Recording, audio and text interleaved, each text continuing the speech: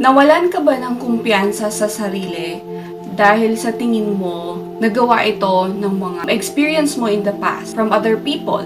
Alam mo ba na ikaw ang pinaka-perfect person who can boost your self-confidence, and ikaw din yung pinaka-worst na person na pwedeng makapag-dim out nito.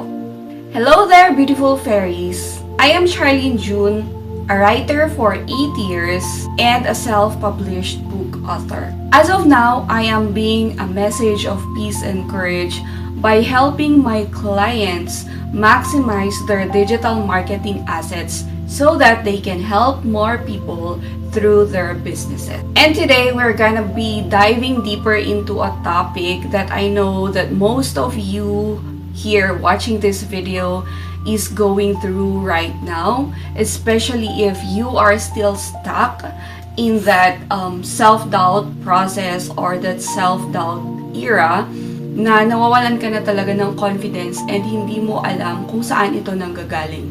So you wanna understand yourself more and find ways for you to be able to get out of that specific stage.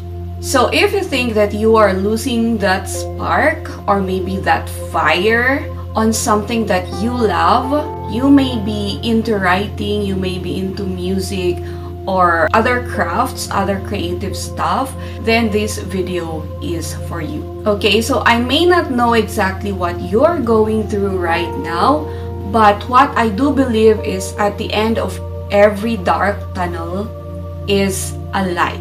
So there will always be darkness, but there is also light later, if not sooner. Alright, so last time sa vlog, dun sa last na vlog natin, na-share ko doon how I lost my self-confidence even after 8 years of writing for clients. And even if I was able to self-publish a book. Actually, those are my dreams. So those are my dreams na maging writer talaga. And I also shared dun sa last vlog natin na I don't remember kung kailan ulit ako nawalan ng confidence. But upon reflecting, naalala ko na before 2023, lagi ako nagpo-post and super excited ako every time na magpo-post ako. And then, in the middle of 2023 or maybe mga after first quarter ganyan, doon na talaga nagkaroon ng spike up yung imposter syndrome. And yes, don't get me wrong, I'm so grateful that I was able to realize some of my dreams as a writer. But you know, if this sounds familiar to you, then please watch until the end of this video because I will be sharing a surprising thing or fact na na-discover ko that I think it's the missing key, at least for me. I'm slowly getting back on track and I'm creating again. So ano nga ba yung mga nagiging dahilan kung bakit nawawalan ang isang tao ng self-confidence or ng self-worth or nagkakaroon tayo ng mga self-doubts or imposter syndrome? Ang alam ko dati is nag-root ito doon sa mga past experiences natin. And it's true, pwede siyang maging factor. Pero isa lang pala siya sa mga factors. Kasi maraming iba pa. So, yun yung mga gusto kong isa-isahin natin dito sa video na to. Okay, so let's start by doing a rewind. Hindi po ito yung movie na rewind, but let's rewind a little bit. Let's understand na itong mga self-doubts natin, nag-start siya na ma-brew, like coffee, a coffee that's brewing, diba? It has been brewing since we were kiddos. Yes, so hindi siya biglang sumulpot lang na walang pinanggalingan. So if you grew up in a blended family like me, or if you've been experiencing, or if you have experienced people telling you labels and comparing you to others, if in the past you have felt that you are not likable or you are not enough, you are not lovable, kasi ang laging pinupuna sa'yo is yung mga mali mo, ganyan, then I know that you understand what I'm talking about. And what about when we started to get into intimate relationship. Like a relationship that gave you the self-doubt, then like relationships that made you think if you are deserving of your partner's pwedeng your boyfriend, girlfriend, a live-in partner, your husband or your wife, diba? Doon sa relationship na yon, parang napaisip ka if deserving ka nga ba sa attention nila, sa affection nila, sa compassion nila, sa kindness nila. Doon sa lahat ng mga relationships na go through mo, na na-experience mo, there could have been emotional baggage na bring mo with you even if you were able to let go of that. Kasi ganun din yung sa akin. Akala ko, I was able to let go of those baggage when I also let go of the connection, or when the connection with that relationship or with that partner ended. But I was wrong. And yeah, I'm going to share more about that later. But first, eto, let's wear our observer's hat muna. And let's look at the real world. Ano nga ba yung nangyayari sa mundo ngayon? Kasi ang bilis, diba? Like, it happened really fast. When you check the social media, ayan, namumulat na tayo sa mga perfectly curated na social media posts. Like, when we wake up, yun yung mga nakikita natin, especially if ino-open mo, agad-agad when you wake up is your cell phone. You know, even if we do our best, it's still so easy for us to feel like we are falling behind. Tama?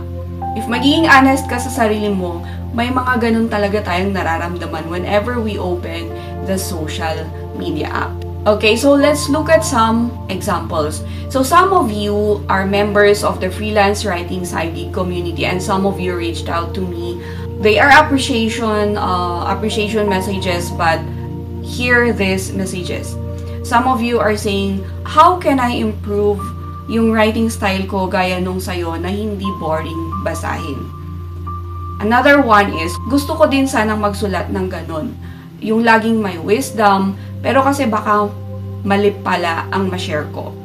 And some of you are saying, matagal ko na din pangarap magsulat ng book. Kaya lang, marami pa akong gustong aralin bago ako mag-start. Again, I appreciate those. Those are appreciation posts, and of course, masaya ako kapag pinupuri. Sino nga ba naman ang hindi masaya kapag ina-appreciate, 'di ba? Pero ayun na nga, nalulungkot din ako kasi alam ko na sa kabila ng mga appreciation messages nyo na yon, gusto mo ding magsulat pero may humihila sa'yo para hindi ka tumuloy. And here's what we're missing sometimes, if not most of the time. That perfection that we are seeing online or sa ibang mga writers is just a tip of the iceberg.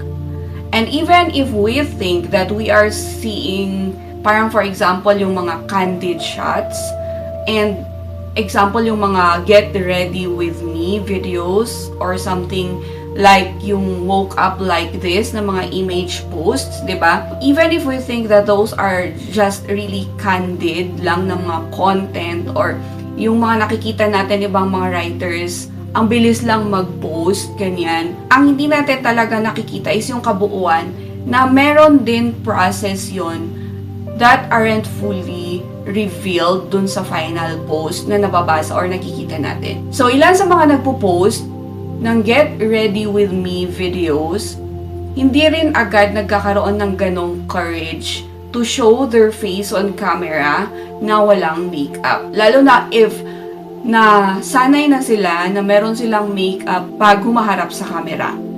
Okay? And then yung iba din na nagpo-post ng woke up like this na mga post, merong mga nag-a-admit actually na nag-aayos pa rin muna sila ng konti para presentable pa din dun sa camera kapag nag-film sila. And yung ibang mga post, na yung mga pinupost ko, yung ilan sa mga ito, sa totoo lang, 1 oras muna akong tumitig sa computer. And ilang oras ko din munang ni-review and inedit yung sinulat ko na yan. And yung ilang mga posts ko, okay, pwedeng mabilis ko lang siyang tinype, mabilis ko lang siyang sinulat. Pero, huminga muna ako ng malalim before ko na-i-click yung publish. And, yung ilan din sa mga pinupost ko, na-i-type ko na lahat. Pero ang ending, dinidelete ko din siya or pinupost ko siya as only me or naka-private lang. Okay, so my point here is that ang self-doubt dumadating sa kahit kanino maski anong level pa yung tingin natin sa kanila. And if feeling mo naman ngayon, lulubog, lilitaw yung self-doubts mo, laging nababalik ka pa din dun sa pagkakalugmok, nawawalan ka pa rin ng confidence. So, please know that you are not alone.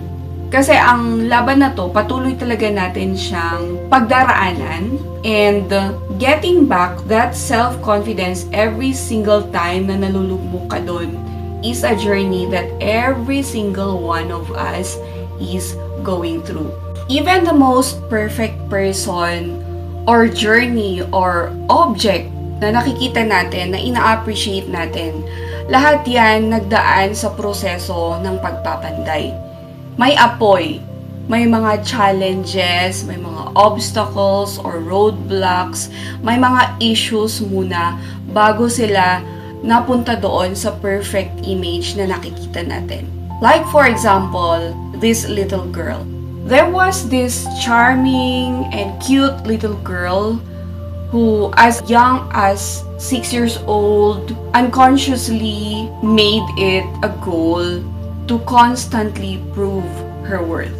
And then fast forward, she grew up and got stuck in a relationship that was a total opposite of the fairy tales that she used to adore. Well, thankfully, God sent her an army of family and friends who guided her through her journey of enlightenment.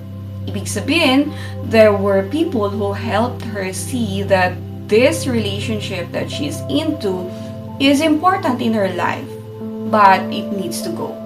And just when she thought that everything is falling into place, then bam! Health and financial constraints hit like a ton of bricks na pinagpatong-patong sa kanyang likod, na parang siya na mismo babagsak na kasi hindi na niya kayang i-carry yung bricks na yun. So as in, nagkasunod-sunod lahat.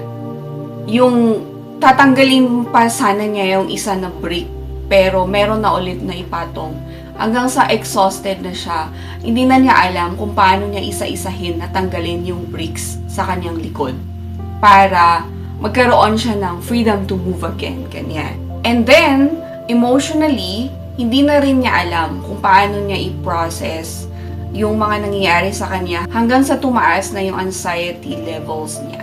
So yeah, that was me. There I was, a writer with big dreams, wondering if I made all the wrong choices in my life. That was 2023, yes, last year po siya.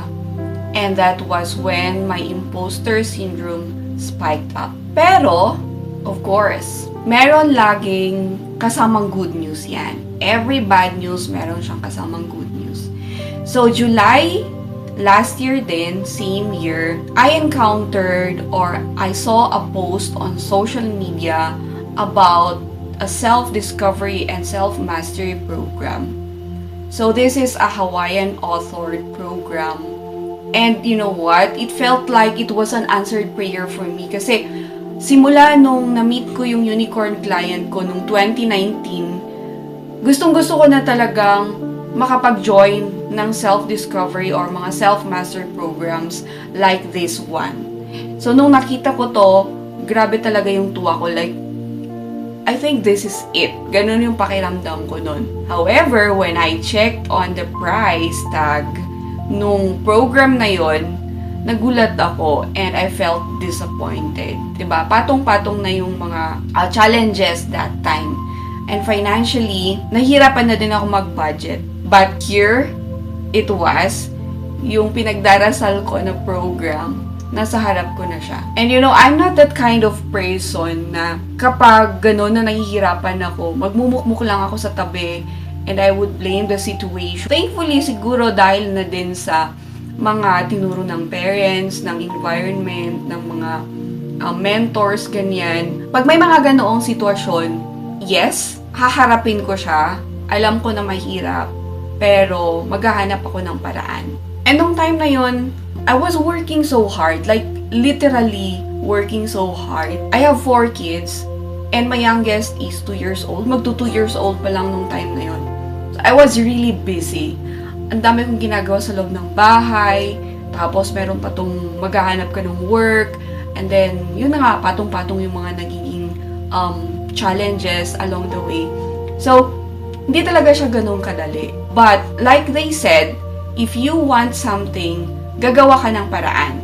So, that's what I did. And then, there was this voice inside of me saying na, eto yun, eto yung hinihiling mo, eto yung program na hinahanap mo. So, to cut the story short, I joined the program, and kahit medyo pricey talaga siya, I negotiated with the payment para maging staggered yung payment process. And thank God, nag-agree naman yung mga organizers. And you know what? That was probably the most or the best self-mastery program na napag-investan ko. Kasi super grateful talaga ako dun sa mga tools na natutunan ko doon sa program na yon hanggang ngayon. Alam mo yung feeling na nasa dark room ka, tapos biglang may nakita kang light.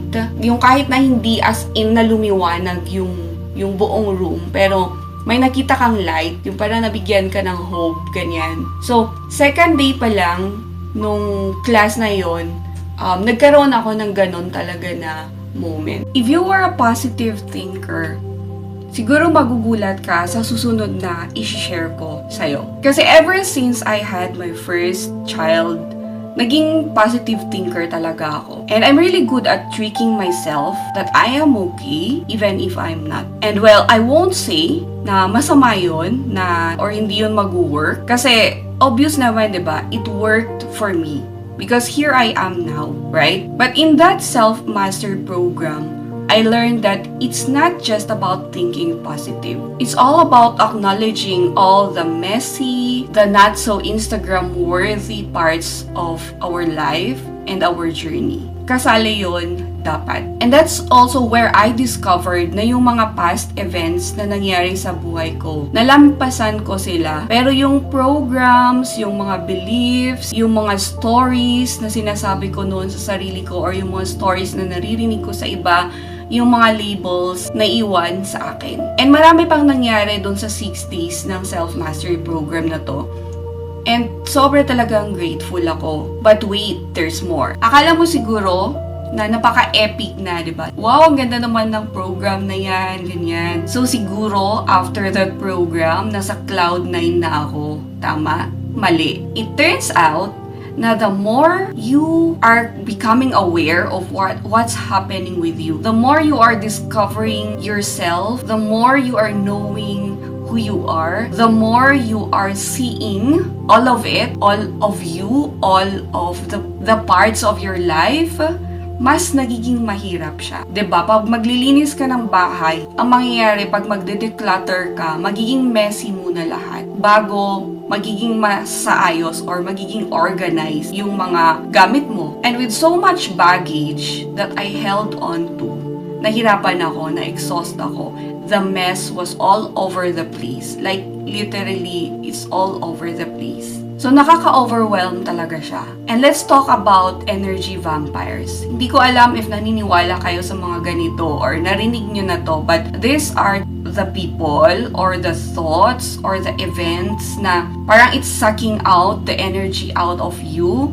So, hindi po ito yung Twilight Saga, ganyan. Hindi po ganun na vampire yung sinasabi ko. So, there are energy vampires na kapag naririnig natin, nakikita natin, nagpupunta tayo dun sa mga events na yon, nawawalan talaga tayo ng energy. Yung parang sobrang lobat ka na. Yung ang bilis-bilis mo lang malobat, mas mabilis ka pang malobat dun sa battery mo na sira. So here's the thing. It's easy for us to forgive other people. Tama? But when it comes to ourselves, akala natin okay na tayo kapag na-forgive natin yung ibang tao. But here's what actually happened. After that relationship that stripped off my self-worth, I may have regained my self-confidence and pursued my dreams as a writer with the support of family and friends and people around me. And yes, with God's grace, I was able to serve several clients as a copywriter. I was able to become a book author, and I even helped a client write his own book. Pero, subconsciously, I was bombarding myself with so much shame, guilt, and blame na hindi ko alam. Subconsciously nga, diba? So if there's one thing that I really want to emphasize in this video, it's this. Self-forgiveness is actually the secret sauce to boosting your self-confidence. Because you see, how can you even say you have already forgiven someone, if you have already forgiven the other person who hurt you, if we are still living full of shame, full of guilt, and full of blame? Diba? Parang napaka-ironic naman. So, ito talaga yung mga symptoms na na-experience ko along the way, na lately, na-discover ko na ang pinaka-root cause is that hindi pa talaga ako naka-fully forgive. Akala ko lang pala yun. So, sabi nga nila, diba, we cannot give what we don't have. And nung una, iba yung pagkakaintindi ko dito. We cannot give what we don't have. And that's why, nung medyo nagkakaroon ako ng deeper understanding about this phrase or this statement, I humbled myself and accepted that the forgiveness process is still on.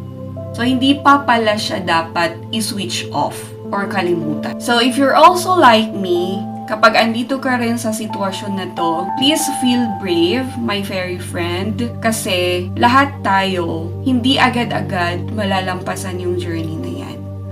Meron nga akong napanood na video na it's a lifelong journey. Talaga siya. Kasi the more na may naiintindihan tayo, the more na may nababalatan tayo na bagong bagay na gusto natin pang i-discover more about. Diba? Parang yung onion effect. Ganun po talaga yung mangyayari kapag nagpo-forgive tayo. And that's one of the things that I would like to be sharing more dito sa mga videos na to, dito sa YouTube channel, para makapag-learn tayo sa bawat isa. And with that said, I would love for you to share your experience about forgiveness or your forgiving process in the comment section. What recent event do you think contributed in losing your self-confidence? Okay, so I don't like to be sharing a lot of the background story lang, kung ano yung nangyayari. This time, I will be sharing yung mga practical strategies. Ano nga ba yung mga pwede natin gawin kapag nandito tayo sa mga ganitong sitwasyon? So what I will be sharing with you are things or processes or tools that I was able to experience myself. So first is, be humble and ask support from a professional. So far, I am blessed to meet a psychotherapist or counsel after ng self-mastery program na nasalihan ko. And ang ganda ng mga sessions namin kasi sobrang thankful talaga ako. And basta emphasize kasi doon sa mga sessions yung about sa forgiveness process. So it's like I'm going to the gym for a workout, but this time, para sa heart and brain naman yung workout. Diba doon sa gym, may mga times na pag pang 24th rep mo na siya, and isang rep na lang sana matatapos na yung set. Pero ang sakit-sakit na ng muscle mo, gusto mo nang mag-give up. Ganon din yung nangyayari sa mga sessions namin kapag wino-workout ko yung heart and brain ko. So if you are interested to know more about yung journey na to, or yung tao na nakausap ko, yung psychotherapist na nakausap ko, I can connect you to her. Just send me a message na lang para mas private. And if you want more details about yung mga experience or yung mga activities na ginawa namin, I can actually share that sa vlog. Though hindi lahat, hindi yung mga specifics, but I'm going to be sharing more of siguro yung experience, yung wins, ganyan, yung progress, ganon. So, mag-comment ka lang dyan sa comment section if you want to know more details about this. So, number 2 is yung isa sa mga strategies, yung mga practical pero super simple din na strategy na pwede natin gawin, na na-try ko din, is be intentional and stay grounded. So, later on, habang nagkakaroon kami ng mga scheduled session with the psychotherapist, may mga binibigay siya sa akin na activities. And dinagdagan ko siya.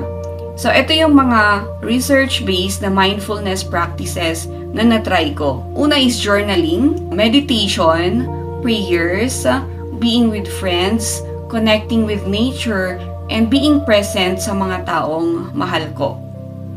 So, ano yung mga nakakapagpasaya sa'yo dati na hindi mo na nagagawa? Pwedeng mag-start ka din doon. And ito pala, gusto kong i-share. Kasi yung breathing exercises, talagang napakalaking bagay yung naitulong niya sa akin. Isa din to dun sa mga key takeaways ko dun sa self-mastery program.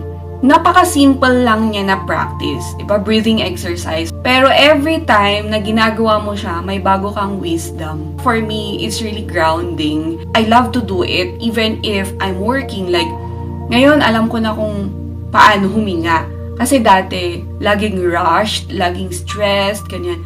Laging yung back mo, stiff lang siya, ganyan. Para kang nasa military training. Para kang royal guard, ganyan. Na laging stiff lang. Whenever na may mga pressure, ganyan, meron kang nirarush, doing the breathing exercise really helps. And eto nga, sa self-confidence, malaking bagay yung breathing exercise kasi ikaw, kapag gagawin mo siya, meron kang sariling takeaway. So, ano yung mga wisdom, diba, na nadidiscover mo every time na gagawin mo yung breathing exercises. Number 3, dun sa practical strategies na gusto kong i-share, be kind and know when to put your guards up. So, ito yung setting boundaries. Like, sobrang uso nito sa social media ngayon. And, naging helpful din ito sa akin, lalo na yung mga time na para na lang akong ember. Yung, wala ka ng kahit konting apoy. As in, ember ka na lang talaga. Yung konting wisik na lang ng tubig sa'yo, lalamig ka na, mamamatay na talaga ng tuluyan yung apoy mo. And so, I did set my boundaries. Or nag-reset talaga ako para magkaroon muna ako ng konting apoy na patuloy ko na pinapalaki para patuloy din ako makapag-share ng light sa iba. If you've noticed, I gone MIA. Dati super active ako nagpo-post sa group, super active ako nagpo-post sa social media, and then bigla na lang nasa na siya. Siguro yun yung time na ganon, like binigyan ko muna yung sarili ko na i-experience yung opportunity na yon to reset. And ito na nga, unti-unti tayong bumabalik ulit. Actually, merong mga times na gusto kong bumalik, ganyan, tapos nawala ulit. May mga time na babalik ulit, lulubog, lilitaw din ako. And those are the times na ito yung mga nangyayari sa akin. Start by saying no muna sa mga bagay, sa mga tao, sa mga thoughts or stories na nakaka-drain ng energy mo. Yung sinabi natin kanina na energy vampires, diba? Yung nagpapawala ng smile mo, ganyan. So, di ko naman sinasabing lahat ng tao, lahat ng mga thoughts, lahat ng mga bagay, lahat ng mga events is magsisay no ka. Yung mga sinasabi nating toxic, ganyan. Hindi naman natin yun magagawa sa lahat, lalo na if family members na yung involved, diba? Hindi siya magiging madali kasi. Kaya, trust the process lang, girl, okay? Huwag mo siyang madaliin. Unti-unti lang din na mag-say no ka sa mga bagay-bagay na to, sa mga tao-tao na to, sa mga events na to, sa mga thoughts na yan. Kasi hindi natin siya masya-shut off ng biglaan lahat. At minsan, hindi din natin alam Hindi din natin alam na yung mga thoughts pala na yun, yung mga stories na yun, is nakakapagwala ng energy natin. Paunti-unti din natin siyang nadidiscover. Lalo na if yung breathing exercise, yung meditation, naging practice na natin siya, naging habit na natin siya.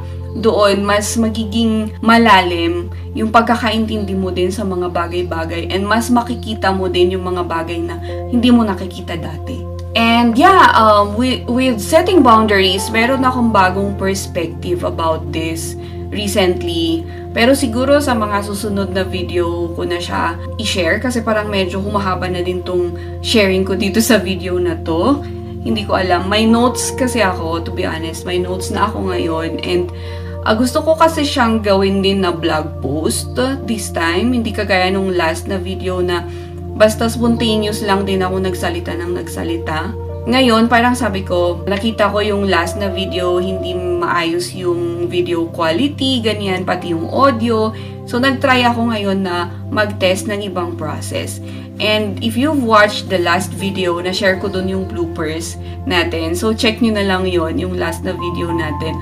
I have this question that I would love for you and me to answer together. What if all of us embraced our imperfections? Like, kung paano natin mahalin kung ano yung maganda sa atin, kung paano natin i-appreciate kung ano yung mga achievements natin, kung paano natin tanggapin kung ano yung mga positive na bagay about sa atin, yung mga positive na events na nangyari. What if we also do that sa mga imperfections natin? Para siyang crazy idea. Pero kung titingnan natin talaga ng mas malalim, yung mga flaws kasi natin, yung mga imperfections natin na yan, yun yung bumubuo sa'yo, bumubuo sa akin.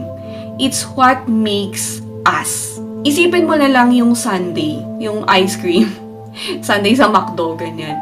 'Di ba? Or ice cream sa labas, ganyan. Kapag ice cream lang siya, 'di ba? Yung favorite ng anak mo na flavor. Kapag ice cream lang siya, parang mukha siyang boring. Pero kapag meron siyang sprinkles, 'di ba? Mas magiging fun siya na kainin.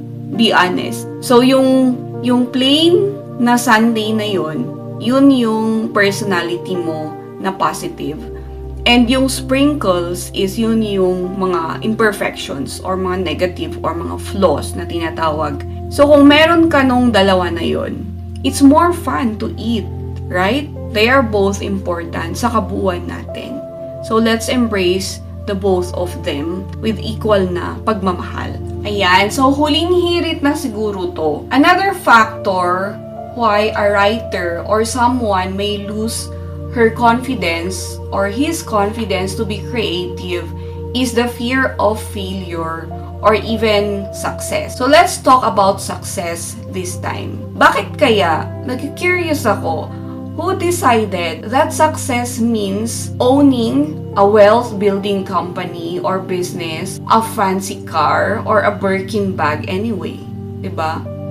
Wala namang nagsabi na ganun ang success, right? So what if success is just being able to look in the mirror and genuinely liking everything that you are seeing in that mirror, that person looking back at you? What if success is just being able to get your pen and your notebook or opening that document and journaling about the top 3 things that made you smile today, the top 3 things that you were blessed today? And what if success is simply creating a beautiful story out of that clothing or out of that something that you want to declutter from your closet or declutter from your house? Ayan. So, by the way, this video is sponsored by our Just Right Camp. So, this is an accountability group that I will be opening in a few days. So, kung interested ka and you want to write for self-mastery purposes, I would love for you to join this program. Free lang po siya. And our theme for this particular cycle is reconnect with yourself through writing and illuminate light to others through content creation. Ayan, so if you're interested to join the Just Right Camp with this theme in this cycle, just comment, I want to join the Just Right Camp. I will also be adding the link nung Facebook group natin sa description ng video na to para mag-join ka na dun sa Facebook group and you will be notified whenever there are announcements. Ayan, so after this video siguro, you might be expecting that you have it all figured out. But let's be real, personal growth isn't a destination. It's going to be a continuous journey. And sometimes, yung journey na yan, para siyang yung feeling ng umaakyat sa bundok. Para kang nag-hike ng super taas na mountain. Minsan din, sobrang pababa siya. And same, di ba? Magkaibang level yung challenge ng papunta taas and papuntang baba. Pero same na challenging siya. But every step that you take counts. And same with writing. Kahit gaano pa kaliit yung step na ginagawa mo sa writing journey mo, it counts. And yes, as your writing buddy, I'm going to be with you in this journey. So, I'm really excited for you to join us dun sa Just Right Camp natin. Yeah, let's get to know more about you. You get to know more about you. You'll get to discover more about your writing powers, your writing prowess, and it's going to be a magical journey of self-mastery.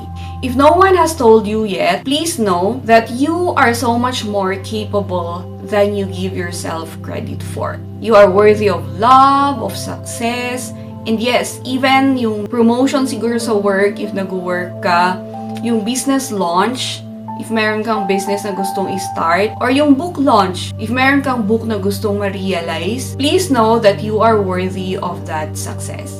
And yes, remember, the goal isn't to become some perfect robot version of yourself. This is one of the programs and beliefs that I'm still working on, which is rooted from the childhood habit of pleasing people and proving that I am also likable, I am also lovable, like the other persons that they've been comparing me to.